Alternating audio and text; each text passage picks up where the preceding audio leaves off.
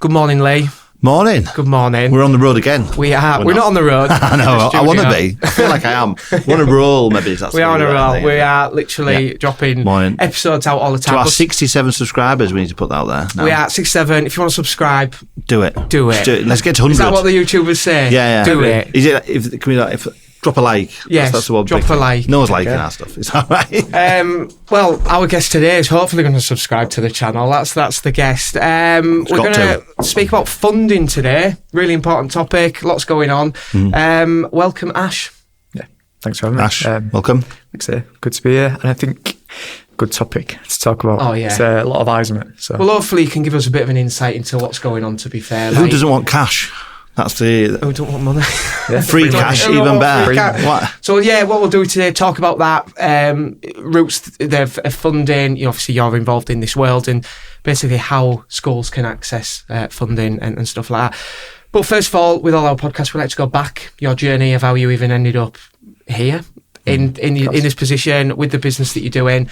But just take us back in your journey into doing what you're doing and how you work within education. Yeah, of course. So obviously for the people who don't know, C3 Group is a specialist in things like decarbonisation funding, but then also has an in-house M&E design outfit to start those projects from a concept and bring them all the way through to fruition and get them on site. I think when the C3 idea was kind of coming about, it came off the back of myself working for myself in London. And that kind of journey started in 2021 to 2022, where that, at the time, Yorkshire wasn't quite ready for the type of projects I was working on. And then got myself out to London. I was, I would have been 24, 25-ish, to work on some really innovative projects. Mainly those projects was district heating systems, water source heat pumps, ground source heat pumps, and then the wider innovation around the decarbonisation of heat. And as you can imagine, in London, there's a lot more money to spend, whereas in Yorkshire at that time, there wasn't as many projects. So as you can imagine, that journey was a lot of knowledge learning to then not so much stress test the business, but figure out what that business could be and then bring it back home to Yorkshire. So around 2023, I noticed that a little bit more of the funding was coming towards Yorkshire. If you imagine that London is always, say, 5 years ahead, and Hull, for example, at the end of the line from London is 5 years behind. So I kind of saw the opportunity to then start to build or create the idea of a business called C3 inside Hull and hopefully grow it. And it was at that time, I think I'd done some social media activity on a project I was working on in London, and my now co-founder, Daniel Haley, he messaged me on LinkedIn and said, would you like to go for a coffee? Dan still didn't believe me that I didn't know who he was. So Dan owns a separate company called GW PowerSafe, which is an M&E contractor. Pick up quite a lot of the higher end value projects in and around Hull. So anything between £1 million up to £6 million, that's their bag. Given that I was from Hull, I just didn't know who Dan was really. So I went into this coffee really open-minded. I told him what I was going to do in building C3 back home. And Dan just asked if he could be a part of it. And I thought, well, C3 is a design outfit. Then the M&E installs as separate companies and offering. That kind of start to finish journey is quite a nice journey. And if anything, the idea of it took the stress away from clients. That was the main thing. We spoke for about 3 months, and then August 15th, 2022, I believe. 23. That was when C3 was founded. So that's kind of, I suppose, that context. Do you know all the best ideas start over a coffee? Our best idea started over a beer, I think. Yeah. I thought it was wine. Was it wine? It was probably a lot of wine, I think, at the time. You were just drowning. So they all started it. You know, when someone says, do you want to meet for a coffee? You're like, we know it's getting serious now. Does he still hold you to the fact that you didn't know who he was? Does he still say who paid for the coffee? Yeah. I think we paid for our own coffee. So I didn't get the power strip on me. I thought, I'll get a coffee in it. So, I obviously when I was working at Hull before going to London, I was working a lot in construction and construction management, which that would have been the time I would have met Dan, given he was managing contracts.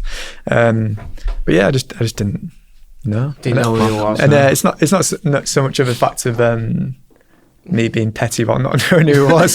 And I think, I just genuinely didn't. You could have easily said yes. I know who you are. Yeah, I could have, but I was like, oh. No. So only a few years old then. So that's interesting. So what? So YC3. That's the one I know. YC3. Of course. Well, originally there was going to be 3 people in the business. That was kind of one of the reasons. But then originally, I say he was going to be involved. He quickly kind of proved that he shouldn't be in it because he wasn't committed. However, the C3 then derives from post that person not joining the 3 scopes of carbon.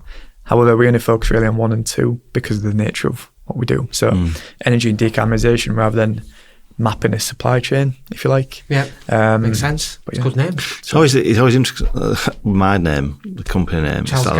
Like, where's that from? It's always from like a partnership that was to be that never got over the line, sort of thing. But I'd already set the name in place, the branding and everything. Yeah, so right, you just keep it. But it's great. It's always a little. It still winds me up now and again that his name's in it, and he's like, "Where's my cut?" I'm like, never started, mate.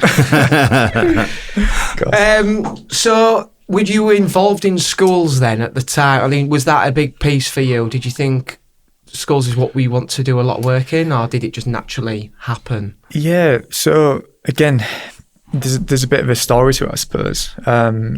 We kind of stumbled into it, really, if I'm being really honest. The intention originally when we set out was to utilise the network we had in London, develop that partnership, but then build our team inside Yorkshire, really.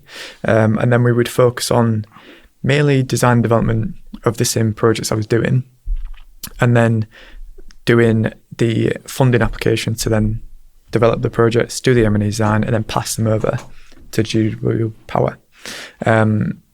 However, what kind of happened when we fell into education quite soon was my old school, Kelvin Hall School, which was formed part of Thrive Trust. Again, I just did some social media content, and one of their teachers reached out and said, "Oh, that's interesting. Could you have a chat with so-and-so to explain what you're doing?" And what actually happened was when we looked at just doing that initial consultation, we actually found that this particular trust was losing about £100,000 of energy and they didn't even know it.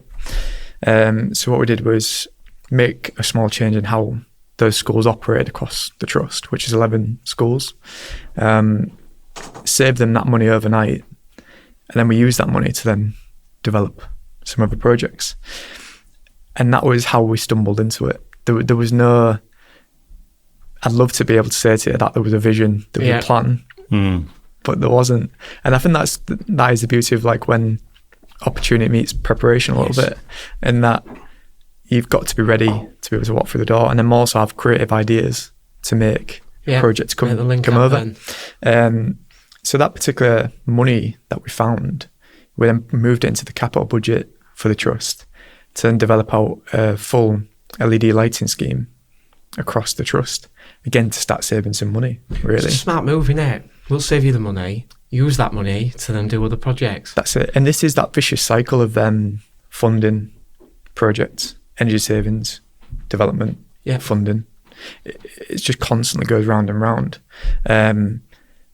And as you can imagine, when that first project happened, all the other trusts looked at us and was like, how have they done that?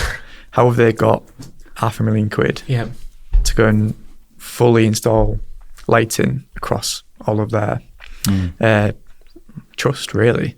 And I think, I've got the stats in front of me, there was 4,403 LED lighting panels that got installed. There was an energy saving of £222,441.59, which then had a carbon saving of 143 tonnes of carbon. So it was that three-edged prong attack. It's quite incredible, isn't it? They're just recycling what they're already using. Of course, yeah. It's so untapped, though. It must be still. Even today, you must look at the opportunities around schools and think, how many of them are losing money through? Thing is, it's not as easy. I know that's making it very easy. Yeah. I think some are catching on. I think there's obviously there's enough businesses out there and that definitely sell the dream and can offer X, Y, and Z. But it's like anything. It's the too good to be true sort of. Well, that's the thing. It isn't. Yeah, it is like. Well, why would this happen? But until you sit down and break it down for them, it's hard to see. Again, it's just down to getting past gatekeepers and making them understand. But because it's not marketed, it's not out there like in the face saying you can do this. It becomes that believable factor. That's what I've found. But like I say, once you get into trust, it's word of mouth and recommendations and that sort of thing. Yeah, absolutely. And I think just on your point of too good to be true, I think that's why C3's approach has been quite unique. It's completely open book. You can see the investment from start to finish. And when a CFO looks at us, obviously because we've got the investment, the payback and everything, really a robust document, it's quite hard for them to say no, if I'm being honest. They're looking for a no out there. They're looking for a no. It's like a dragon. Dragon's Den, it's like the numbers add up, don't they? So because they've got to make a commitment then at that point. And a lot of schools don't like dropping in £500,000 on the let's do it. I totally get that. Happens with construction. I think solar panels though played a really bad part. It was really badly marketed when it came out. It was almost like, just put solar panels on everything. Yeah. Pay all this money, you'll get a payback in 10 years. And everyone was like, I'm not falling for that. But actually, the amazing work that does go on, like what you do, kind of gets caught up in that world. Unfortunately, the cowboy solar guys. Yeah, and I think if you think about 2018 to 2020 time, that was when the Rent a Roof scheme really kind of kicked off. Yeah. And it got so much bad press because of actually what the scheme was doing, where we do manage some school trusts that fell for that scheme, unfortunately. Where luckily the tariff arrangements that have got in place are getting broken out now. But the panels are end of life, and you've ultimately got to reinvest in that again.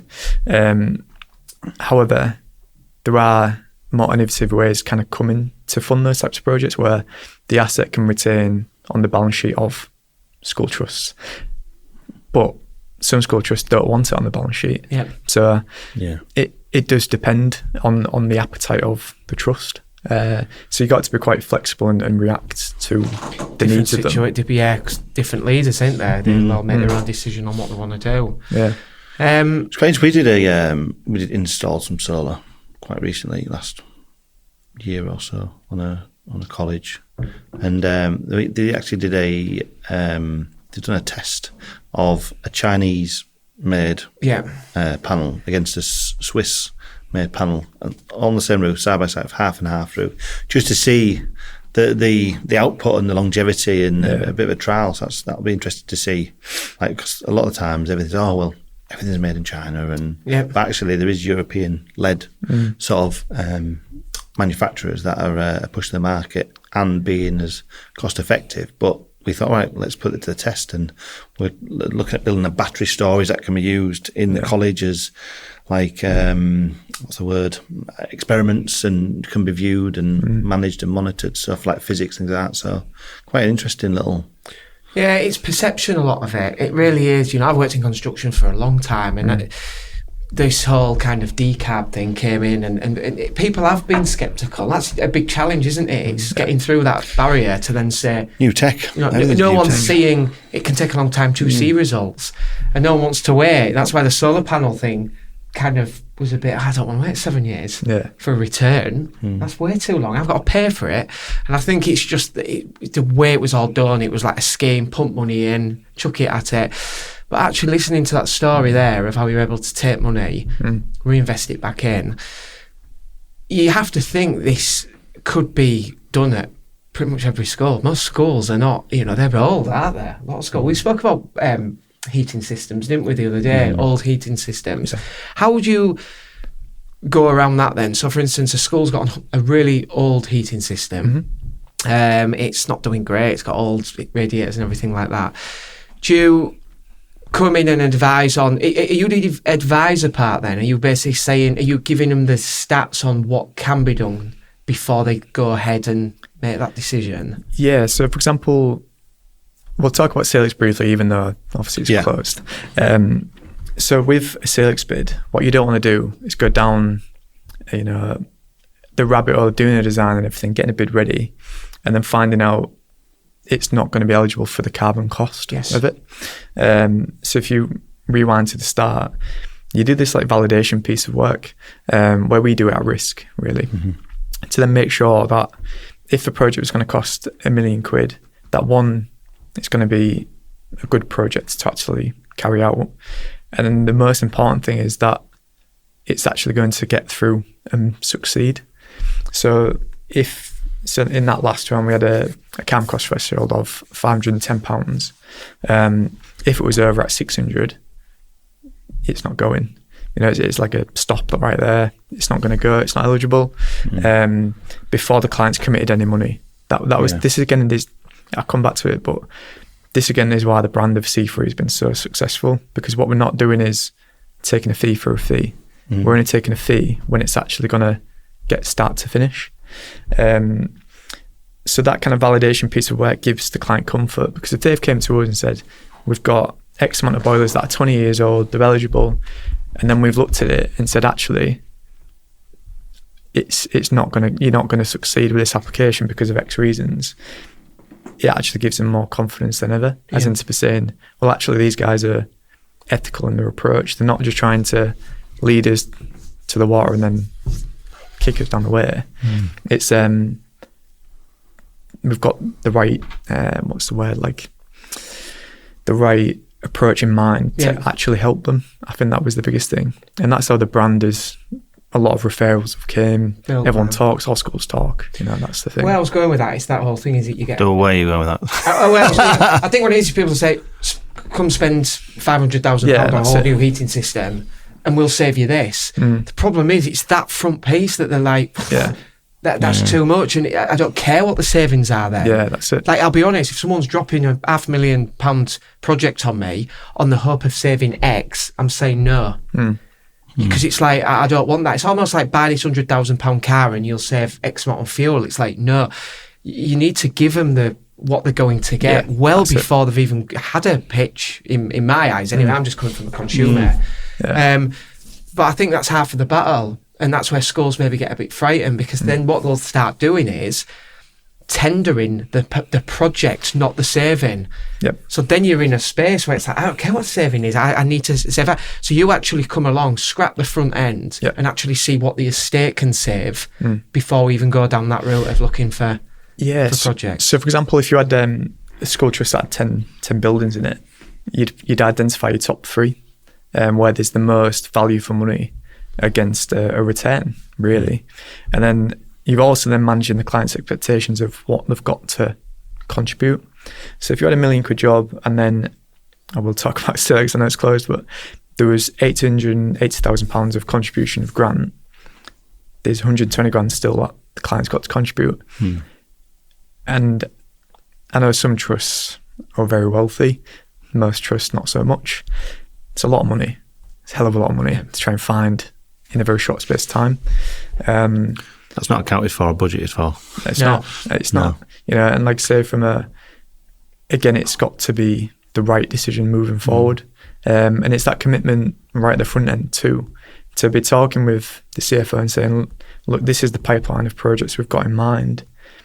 Let's allocate some budget alongside it. But you've got the buy-in, you've got the investment at the front end, because it's a journey. It's not just like one project you're in and out. You've got to keep going, unfortunately. Because otherwise, what's the point in just doing the one job?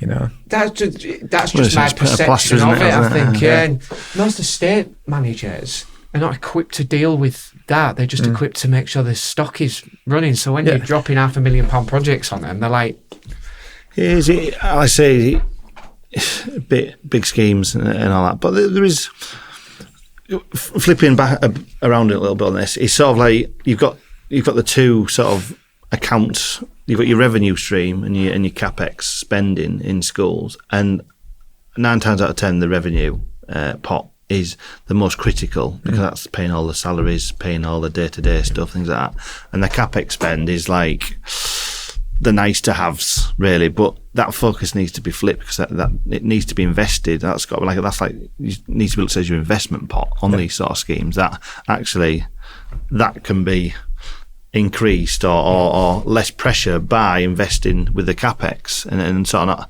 not worrying about the electricity bills or the heating bills or the maintenance logs or the maintenance bills, sort of thing. So yeah, it's a very hard play to go into a school to try and give your point across to why this should be done, and a lot know why, but they can't grasp of, like, I say, that 7, 8 year, 9, 10 year payback. It's a long time to deal with it. So no, I agree, and I think on that point of where, Joe, for example, we do that little bit of work at risk, it does come to bite me in the arse sometimes. So there was a particular trust we did some work for, that there was a very large secondary school that was built on the Building Schools for the Future scheme, and then there was a side school that had it was a special needs school, but it had a heated pool. It was a very high end school. But the way that both schools were built at the same time as well, the way that the energy was actually running and the gas meter and the feeds for the water was that this particular secondary school was paying for all the heated water for the pool, and for about 10 years they didn't know. Wow. And that this is what goes on. And so obviously, as this estate manager just inherited the building as part of the PFI, don't really query it.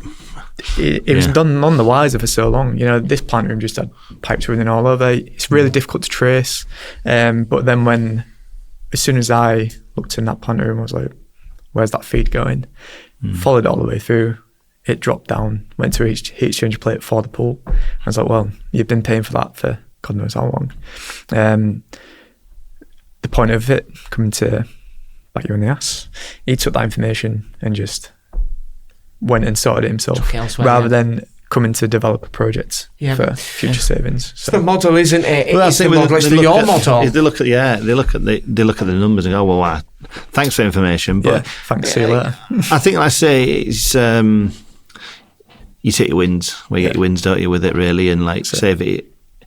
On the flip side, you point out and give them that future-proof that school that they're not paying for the swimming pool for the next how many years. But what's going to happen when they've got another school that they need doing? And they're going to think, we need Ash. I need Ash, but I took it off him. We know it works. Yeah, well, that's it. And to be fair, that guy has reached out recently because all of his Circs applications failed this year. Right. But obviously he heard that all of ours we had a very high success rate this year. Yeah. And he's asked me to look at his applications, and I've politely declined because of that reason. Yeah. And that, again, a branding point of view, you have to be selective with your clients. I think, do I feel like he's a good client from my business? Probably not. Yeah. Very high maintenance, don't appreciate the work. I was like, I'd rather not continue to work with you. It is fair. We did loads. The world of roofing that was involved for the amount of roofs we surveyed. Days and days of reports that go back in, core sampling, analysis. It takes days, and it goes back in, and then it gets tendered out through a different route. Unfortunately, there's an ever increasing supply of what we do, from different levels of ability, and there's an ever shortening demand, and so they can be selective. They can pick and choose. Relationships. What you need, it is really relationships, and it's like, especially if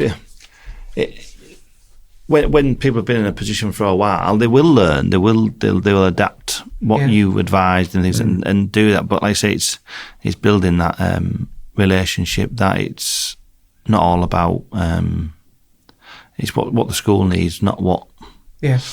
Egos, I guess is. Well, you give us a little case study, because I'm on your profile. That's how I take my information. You've done. I'll be honest. It was this one. It was in the York Press, making papers. That's how great it was, and it was really good. And I'll be honest. It was when when we put this within the Settle community, even one of the estates managers commented on it to say how great it was, you know, and he couldn't speak highly enough of the work. And that, honestly, it was really nice to see. That must be lovely to see as well when you've got estates teams praising the work as well, especially when there's all these other estate managers that can see it.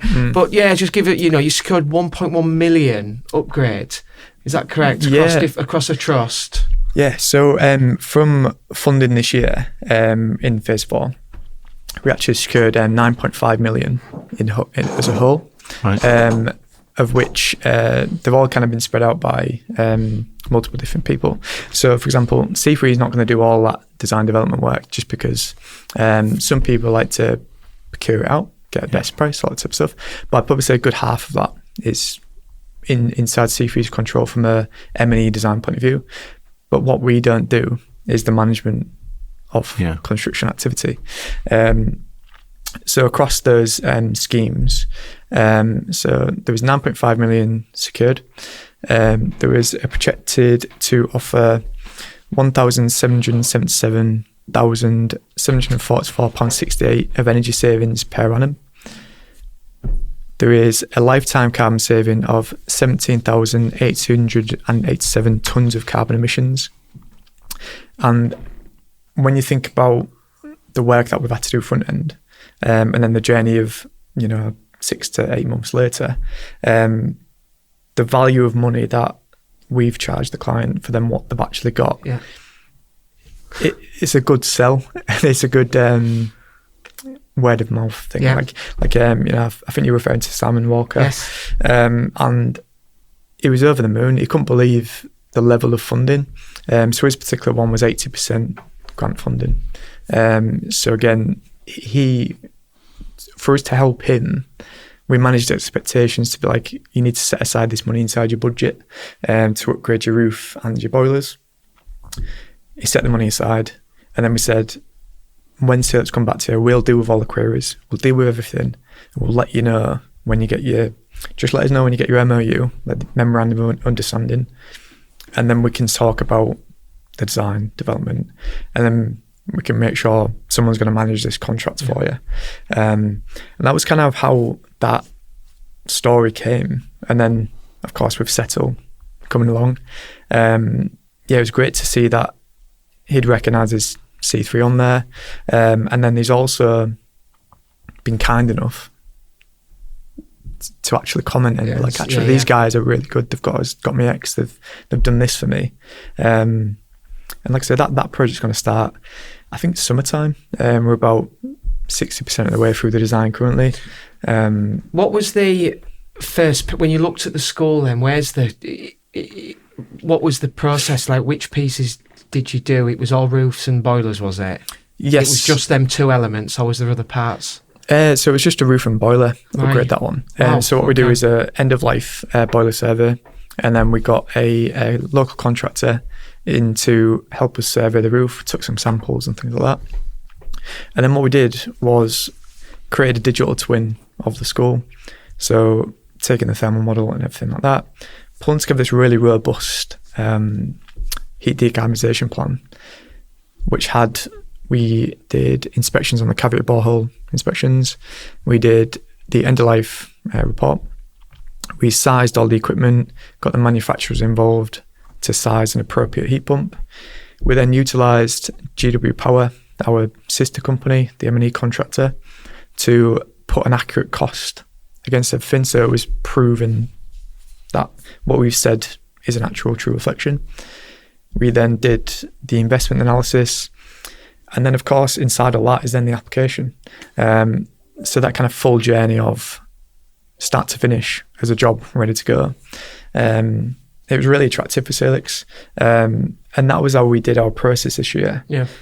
And out of all of them that were put in, I think we only pulled 2. So we got offers on all of them. But the 2 that we pulled was because the trust's energy savings for electric usage had gone up, and it proved really difficult for the trust to be able to afford it moving forward to actually run the equipment. So again, it's down to that ethical choice that we advised the trust really to pull those applications, because it's going to cost you too much to run it. Yeah. Even though they got given, 500 grand of grant, it's not about that. It's about making sure the trust can be stable. Yeah. No, it was a great story. It ended up in the press. It was something that was, really, really interesting to read. The problem is the funding route that obviously Salix and the PSDS. What's your involvement with all this? You must have been. Have you done some funding through this? Yeah. So there's like different waves, aren't they, of the decarbonisation fund, but they've changed the parameters year on year and basically opened the pool to a wider variety of applicants, public sector, local authority, schools, sixth forms, things like that. So again, it's the pot shrinks, but the pool keeps widening. So it's you need have to keep improving the bid process and obviously all the criteria. So we've had some success. And so did you do the HDPs at risk, or was that funded? So what we did was we do get paid to do that work, albeit. Because it's quite a lot of work. That's what I'm saying. Yeah, of course. So it's not a significant number though. I think that's the key thing, because what we're looking to do is develop more of a partnership with a particular trust, and I think it's about us obviously not selling ourselves short. We know our worth. We know what we can do. We know what we're capable of. But manage expectations. What we're not expecting is a huge fee. We just need enough to cover our time. But then we have a gentleman's agreement in place, or peasant's agreement, to say if we are successful, we'd like the first opportunity to look at the work, to carry out the M&E design. And that's our approach, really. So the funding that you got through was through the Salix. But a lot's changed, so you might be able to give us an update on what's happened. Yeah. I'll be what's honest. new? What's happened? I've just looked at it. All these like documents came out, and people were like posting it everywhere, and I'm just like, what's going on? I said, I've got an idea. We'll get Ash on from C3. He can come tell us. No, that's absolutely fine. I think firstly everyone's panicked, and no one was expecting it. And I think from what I've seen, a lot of people who are at bigger companies like the blue chips, they've kind of gone, Salix is rubbish anyway, you don't need it, let's do this instead. Fine, if you want to take that approach, that's cool. But you've got to remember, Salix is just a bank manager. That's all it is. The PSDS is an actual scheme where you can, if for example someone takes over PSDS, it won't be Salix that manager, it'll be someone else, a bank manager. So if you imagine the profile of all of these schools, NHS trusts, government bodies that had pipeline projects that they now can't fund, there is almost certainty that there will be something else. So if you think about the fund as a whole that's come in, we've got Great British Energy, which has funded a lot of schools for solar up and down the UK. We have the Net Zero Accelerator Hubs, again, built for schools, where it's going to be an open framework where they can bid into it with the DFE to then get funding for things like design work, capital interventions. So there's still funding there. It's just that it's changed slightly. The workplace has changed. But I think what's really important is that there will be something else. There always has been. And if you think about when the government closed the Warm Home scheme, 2 weeks later, there was an even bigger scheme that came off the back of it. I think history does repeat itself quite a lot. There will be something else. From the people I've spoke to, I feel like it's going to be something along the lines of Great British Energy, where they will act as a bank manager. However, the fund will change, where it'll just be energy generation. So what it won't be is the decarbonisation of heat or fabric upgrades, but it will be solar PV and battery. That's the general consensus I'm seeing. Okay. So it's a shift of market. But if you think about the UK as a whole, The one thing we struggle with at this moment in time is grid infrastructure across. Towards out of my mouth. Everything electric and infrastructure. Yeah. Electric is just shot in it, really. Yeah, it's just absolutely. undersized. So then if you have a raft of public sector bodies that can feed into the grid that have been funded, Alleviates, the pressure. It balances the grid. So that is the vision, I believe, of what is happening in the shift. But if you think about this a different way, there's going to be huge overgeneration in pockets of communities, which then lends itself to go for a heat pump. So the two go hand in hand. You will get a solar and battery system funded for your school, but there may be an expectation that when your gas boilers become end of life, you invest in a heat pump. That'll be the stipulation. But what I'm not saying is that that's certain, because there is no way for me to know just at this moment in time.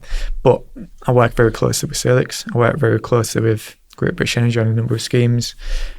That's the vibe we're getting. There is always something, isn't there? Yeah, that's it, speculation, as I always say. It's got... Yeah. And I think one thing is really important if you are a school trust that's listening. Preparation is where opportunity is met.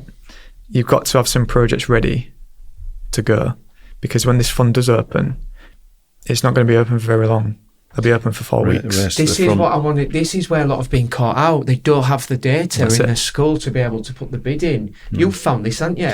Well, that's why they sort of looked. The initial waves of funding was to try and do projects, but they realised the data was so weak or lack of. Yeah. That's why they provided funding because the schools couldn't afford to have the surveys done. So this is why you sort of picked up these other ways where we'll pay for the data, so to speak, or capturing of the data, and give you fees for that, and then structure it. But like I say, we're 4 or 5 down the line, and it's just... Yeah, so they're going to have to, which it will happen. Obviously, there'll be an announcement that'll come out, and it'll be like, everyone can go for this funding, and then it'll just be, who's ready? I think it's just an understanding. It's also, don't capture the data for a specific purpose or guidance. I think you've got to look at it collectively. I think sometimes it's we need to capture that data just to do that bid. And the strategy should be you look at DFE, they're constantly wanting like good estate management and a strategy in place, and it's like, what's the point of like, we'll look at 3 buildings out of the 5 because that's what the ones we want to work on, where they'll say, well, no, we need to know everything really. We can structure it in a way that you do it staged or phased, but generally you need to be looking at the whole scheme. You do. In my eyes, anyway. I don't know. You might agree, disagree. If you're thinking about an estate holding, you've got to have a vision, an end point in mind, because otherwise you're just pulling projects out of nowhere. What's the point? Plaster sort of scenario, isn't it? Yeah. And I think with a school trust aging estate, so for example, if they've got listed buildings or anything like that, again, very complex to deal with. And that's where things like the mayoral combined authorities funds come in. So if the school's in a particular instance where there's the potential of a closure due to unsafe roofs or buildings not fit for purpose, that is where the mayoral authority can step in to access funding to help those schools. But again, it's a business case study that needs to be done. You need to justify the cause, what's going to happen. It's that legwork to get ready. I think that's the biggest thing to kind of take away, is that you need to have like a bulletproof document to kind of say, this is what we want and why. This is how many teachers, jobs, kids it's going to feed, all that type of stuff. That's really credible for a project to fund. And again, that's the shift of where, if you're looking to try and upgrade an estate or a school, you've got to look at it very critically. Like, is in your gut feel, do you feel that this project is viable, yes or no? And you've got to look at your whole estate the same way, because no one likes it when they get a big fat no on some funding. It's quite disheartening, and that's again why C3's approach has always been, if we don't feel it's going to go, we won't advise you to put it in, Yeah. or we won't even do the work, if I'm being honest.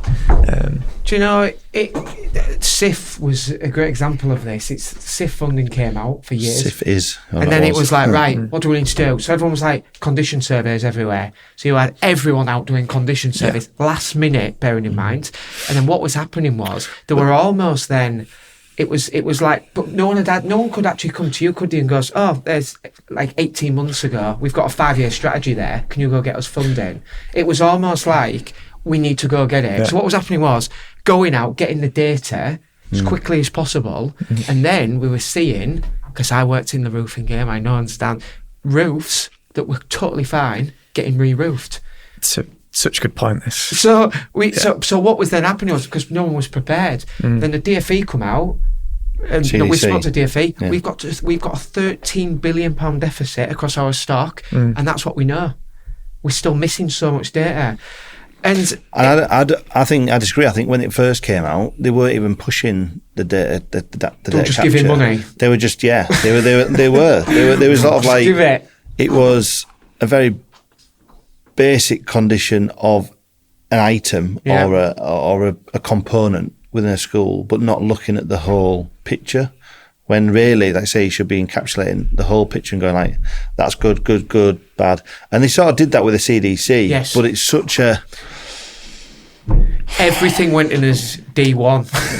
or B. Something like that, where it's like, if we can get away with it. And it's very controversial to sort of stand there and say that, but they had to manage expectations somehow, because funding's there and it needed spending, and it's time. It's a massive estates across the whole country, and they're sending surveyors out with an iPad to try and just try and cover it, cover all bases. But it's not a true reflection. But then I suppose it's in their control, isn't it? They're managing that process, not just relying on the schools. But then again, it deflects away from being academy, because academy is there to manage your own estate and just take the guidance from it. So 100%. But that's got to get from that, and you've probably seen the same thing. I think don't quote me on this, but wasn't there an article where there was investigating previous SIF bids for being corrupt? From memory. That's out in the public.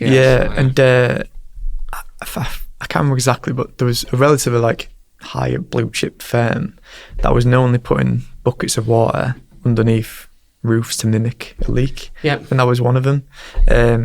Which again, I think with that kind of came into light, and then I think this is how why it's kind of everyone's been getting so annoyed with it, as in from a user perspective, because of they're having to provide so much information that's difficult to provide. And again, they weren't particularly flexible to work with. I think whatever we see next, it'll be quite authoritarian, but it should hopefully be a little bit easier to kind of manage and oversee. Yeah. I'll be honest, going back to that, what I think a lot of it was the problem was the no data, meaning that the people involved with helping getting the funding, we're not really in a position, like they're thinking, what are we supposed to do? They're asking us to go get funding. You've not given me anything. We're going to have to put you something together, which then comes back to that level, doesn't it? Which we're trying to work really hard on with the settled communities, upskilling the estates teams, that they're able to sit and go, our capital this year is 300,000.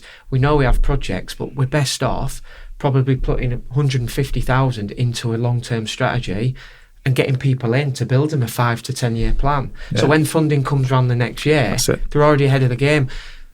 But it's all right me saying that, because I'm just calling it quite as it is, because what then happens is there's reactive stuff that needs happening. And a lot of the people running the estates are not built for strategy, they're built to protect the building. And it's a constant battle every year. And I think there's a piece of work that I've been doing recently for some trusts that were kind of a bigger size, to be honest, where that we was taking the existing building surveyors' notes, pulling out the data that's in there from the budgets and things, but then overlaying funding so they could see what's going to be eligible and when. So then it helps them to look strategically across the years of what funding they should go for. So, for example, if a roof's got 3 years left on its end of life, in 2 years' time, try and get a funding application in ready before it starts leaking, really.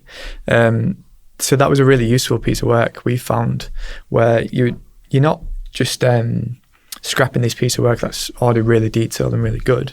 All you're doing is adding like a little bit of value to it by looking at it strategically. That. I like that. So you can overlay. So for example, if your company said, this school has 3 roofs that need upgrading in 2 years' time, the next year you want to be getting a funding ready to cover it. So if you're looking at it from a trust perspective, if there's £1 million they need and then they get 600 grand towards it, it's great. And then that particular person who's done that for the client, as you can imagine, they're probably going to be able to control that contract and manage it for the client. So the client just has one point of contact. They've been given a load of money. Happy days. That's kind of I guess it justifies the early outlay, doesn't it? Because then you can see where you can see where it's all coming. So you can go there. Where most of them are really scrappy to the point of there's funding pot appearing out of nowhere. Safe. How many times? It's like how many calls you'll get in November the 2nd when you put a SIF bid in. It's like we have 4 weeks, but you do what you can as a business to make it work. And well, you don't. You say no if you've got any moral compass. You say that's not a feasible timescale. And the thing is that the SIF process is not stupid. It's you've got to tick markers and things like that. There's a declared person on there, declaration officer, to sign this off that this has been followed. And so you can't. You've got to put time in when you start doing look at design, when you've done your feasibility and all these sort of things. And it's in hindsight, we'll throw it in speculative, but it's not gonna. It doesn't wash because it's just you've got timestamps and stuff. If you do tendering, you've got all this. It's just and this is what schools probably need to or be more organised. Like, should we be looking now? Yes. Get out there before summer holidays, because as soon as summer holidays comes, it's like it's holiday. Yeah. It's holiday period. They won't be able to get anyone from C3 during the 6 weeks. No. Just for argument, if he was doing like a bid, if you like. Your bidding window comes in preparation outside of summer up to the Christmas break usually. But you are right though to be proactive rather than reactive. As a business then, do you have a fabric first kind of view on things? So building and then everything else? Yeah, absolutely. So C3 Group is a PAS 2038 certified company. So that is the retrofitting standard for commercial buildings, where that everything we recommend gets wrapped up in that banner. You get a nice certificate at the end to say this is compliant to BSI PAS 2038. Really, really good for when you are trying to make projects eligible. And again, talk to someone like a funder, because that ticket's with it, that's the right choice, if that makes sense. Our approach is always fabric first. And what we don't recommend is putting a heat pump in without fabric, because otherwise it's just going to cost so much money, too much money. Similarly, if you are doing a roof upgrade, just for argument's sake, we always want to tag in solar. So a lot of what's happening at the minute is roofers are installing solar panels because they're actually really good at it. And then the electrician is just doing the connection. Again, saves the cost for the clients. That's the main thing. The amount of solar I saw go on roofs that had not been refurbed just so they could get solar on was quite phenomenal. We do surveys of roofs that they've got no insulation, but they're doing it. I had one comment. This was part of an NHS. There was loads of funding for the NHS decarb scheme. He was given like £500,000 to put across his hospital. We surveyed his roof. Genuinely had no insulation on it. He's like, I've got £500,000. I'm just going to put solar on. I'm like, you are literally going to have to fucking take it all off in 2 years to redo it. But how much energy loss? So he's ploughing free energy in just to go. Well, that's the problem.